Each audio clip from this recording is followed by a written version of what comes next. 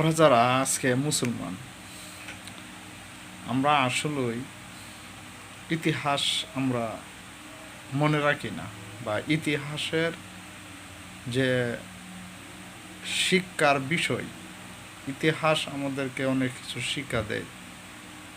এটা নিয়ে আমরা অনেক সময় চিন্তা করি না। আমাদের অতীতের যে মুসলিমরা এই পৃথিবীতে যারা লাঞ্ছিত হয়েছে, অপদস্থ হয়েছে, যারা অহেতুক অহেতুক কাফের মুসলমান যারা মুসলমানদেরকে মারছে, বা আমরা নিজেরাই অনেক সময় মুসলমান সাধারণ একটা বিষয় নিয়ে একজন আরেকজন পরস্পর মারামারি করে অহেতুক আমরা ফাসাদ করি। এগুলার দ্বারা আমাদের হয় কি, পরবর্তী প্রজন্ম এটার সম্মুখীন হয়, এবং এদের এমন দুঃখ কষ্ট এদের সামনে আসে যেটা মোকাবেলা করতে অনেক কষ্ট হয়ে যায়। যেমন আজকে সুদান দেখেন আপনি, অনলাইনে গিয়ে সুদানের অবস্থাটা কি। ছোটো শিশু বাচ্চারা, মহিলারা বাড়ি ছাড়া পাহাড়ের উপরে আশ্রয়স্থল খুঁজতেছে। এর মূল কারণ হচ্ছে ওরা ইতিহাস থেকে শিক্ষা নেয় না।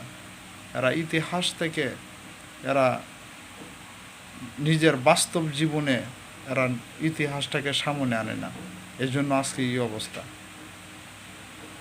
আমরা সাধারণ দুনিয়ার ছোট লোভের জন্য আমাদের বিশাল এক জীবন, ওই জীবনের কথা আমরা ভুলে যাই।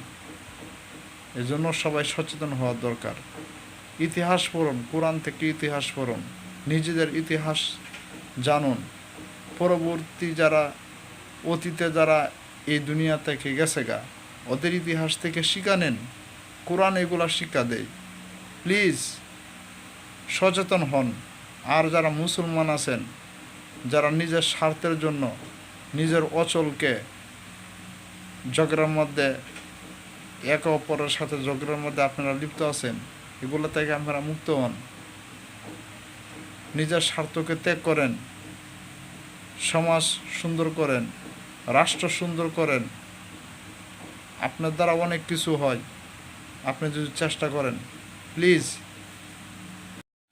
আমরা যারা আজকে মুসলমান, আমরা আসলেই ইতিহাস আমরা মনে রাখি না, বা ইতিহাসের যে শিক্ষার বিষয়, ইতিহাস আমাদেরকে অনেক কিছু শিক্ষা দেয়।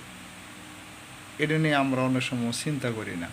আমাদের অতীতের যে মুসলিমরা এই পৃথিবীতে যারা লাঞ্ছিত হয়েছে, অপদস্থ হয়েছে, যারা অহেতুক কাফের মুসলমান যারা মুসলমানদেরকে মারছে, বা আমরা নিজেরাই অনেক সময় মুসলমান সাধারণ একটা বিষয় নিয়ে একজন আরেকজন পরস্পর মারামারি করে অহেতুক আমরা ফাসাদ করি। এগুলার দ্বারা আমাদের হয় কি, পরবর্তী প্রজন্ম এটার সম্মুখীন হয়, এবং এদের এমন দুঃখ কষ্ট এদের সামনে আসে যেটা মোকাবেলা করতে অনেক কষ্ট হয়ে যায়। যেমন আজকে সুদান দেখেন আপনি, অনলাইনে গিয়ে সুদানের অবস্থাটা কি। ছোটো শিশু বাচ্চারা, মহিলারা বাড়ি ছাড়া পাহাড়ের উপরে আশ্রয়স্থল খুঁজতেছে।